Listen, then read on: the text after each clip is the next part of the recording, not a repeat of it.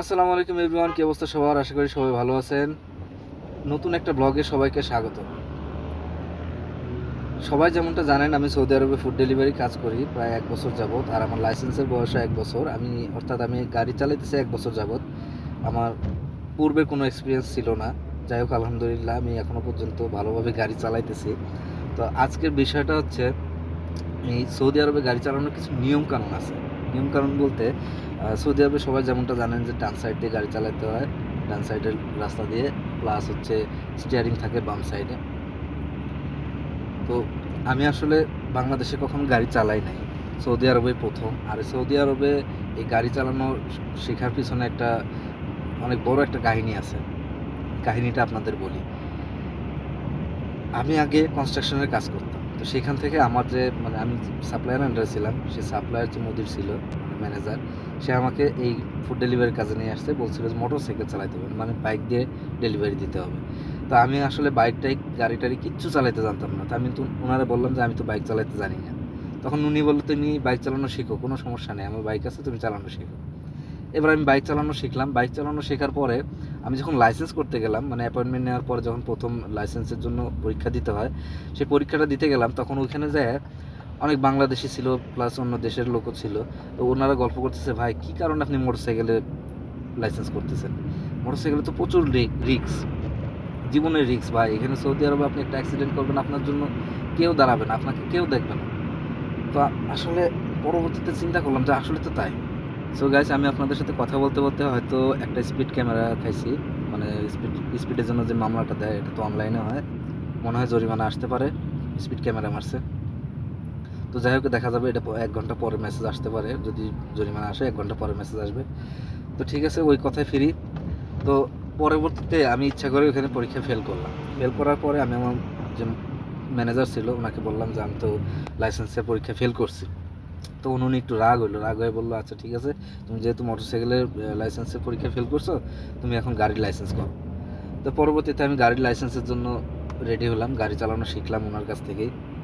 গাড়ি চালানো শেখার পরে লাইসেন্স করলাম, যাক আলহামদুলিল্লাহ প্রথম পরীক্ষায় পাস।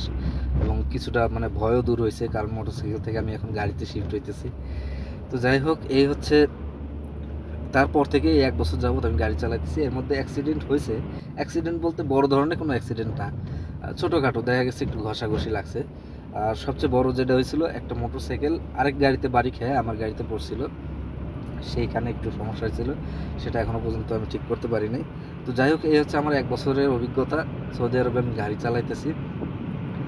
আর কিছুক্ষণ আগে মনে হয় আমি একটা ক্যামেরা খাইছি। এই ক্যামেরাটা আসলে একটু ভয় লাগতেছে। হয়তো জরিমানা আসলেও, স্পিড ক্যামেরা যেহেতু, জরিমানা আসলেও হয়তো 113 রিয়াল মতো আসতে পারে। তো দেখা যাক, আল্লাহ ভরসা। সো গাইস, আমি লাবানে একটা অর্ডার দিছি। অর্ডারটা ডেলিভারি দেওয়ার পরে আমি এখন লাবান থেকে প্রায় 7-8 কিলোমিটার চলে আসছি ওয়াদি হানিফার কাছাকাছি। এখন এই গোল চত্বরটা ঘুরলে আমি ওয়াদি হানিফার মধ্যে প্রবেশ করব। এই ওয়াদি হানিফটা হচ্ছে হাজার হাজার বছর আগে সৌদি আরবের যখন নদী ছিল, তো এই নদীরই একটা উপত্যকা। এই উপত্যকায় মনে করেন এখন বিভিন্ন ধরনের রিসোর্ট, তারপর হচ্ছে গাছপালা লাগায় ওরা সুন্দরভাবে আর কি এটা সাজাইছে। আপনারা যেমনটা জানেন, সৌদি আরবে কিন্তু এখনও পর্যন্ত কোনো নদী নেই। এর আগে ছিল, হয়তো হাজার হাজার বছর আগে ছিল। সেই নদীরই একটা উপত্যকা এই ওয়াদি হানিফা। এই ওয়াদি হানিফা প্রায় 188 কিলোমিটার লম্বা। তো এখানে বিভিন্ন জায়গা বিভিন্ন নামে এটা পরিচিত, কিন্তু এখানে হচ্ছে ওয়াদি হানিফা নামে পরিচিত। সামনে আরেকটা আছে, ওটা হচ্ছে ওয়াদি লাবান। তারপরে আছে হচ্ছে ওয়াদি নামার। মানে ওয়াদি নামারটা আরও সুন্দর, ওখানে পার্ক আছে, প্রায় ঝর্ণা আছে। ওখানে প্রায় সময় মানুষ ওখানে যাতায়াত করে, ওখানে পার্কের মতো সবসময় ওখানে মানুষের আনাগোনা থাকে। এবং জায়গাটা অনেক সুন্দর, দেখার মতো জায়গা। তবে এইসব যে জায়গাগুলো আছে সৌদি আরবে, এগুলো আসলে কোনো এন্ট্রি ফি লাগে না। বাংলাদেশে এরকম জায়গা থাকলে এন্ট্রি ফি লাগতো, মানে বিভিন্ন ধরনের ব্যবসা বাণিজ্য এখানে চলতো। কিন্তু সৌদি আরবে এখানে কিচ্ছু নাই। এর আশেপাশে আপনি কোনো কিচ্ছু পাবেন না, কোনো ব্যবসা প্রতিষ্ঠান নাই, কোনো কিচ্ছু নাই, কোনো নোংরাও নাই। এত সুন্দর পরিবেশ আর এত সুন্দর গোছানো জায়গা। তো যাই হোক, আমি প্রায় কাছাকাছি চলে আসছি আমার যে জোন, সেই জোনের মধ্যে চলে আসছি।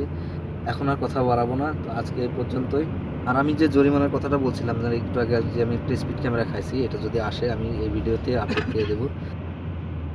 তো কিছুক্ষণ আগে যেমনটা বলছিলাম যে একটা ক্যামেরা খাইছি, তো সেটার আপডেট চলে আসছে অলরেডি। 1 ঘন্টাও পার হয় না, তার আগেই চলে আসছে। 113 রিয়াল, যেমনটা স্ক্রিনে দেখতে পাইতেছেন, 113 রিয়াল। রাস্তার স্পিড লিমিট ছিল 80 আর আমার গাড়ির স্পিড ছিল হচ্ছে 91। তো যদি আমি গাড়িটা 89তেও চালাইতাম তাহলে আমার জরিমানাটা আসতো না। তো যাই হোক, স্পিড ক্যামেরা খাইয়ে ফেলছি, এখন দেওয়াই লাগবে। যদি 1 মাসের মধ্যে দিয়ে দেই তাহলে হচ্ছে 113 রিয়াল, আর যদি 1 মাসের মধ্যে দিতে না পারি তাহলে হচ্ছে 150 রিয়াল আমার জরিমানা দেওয়া লাগবে।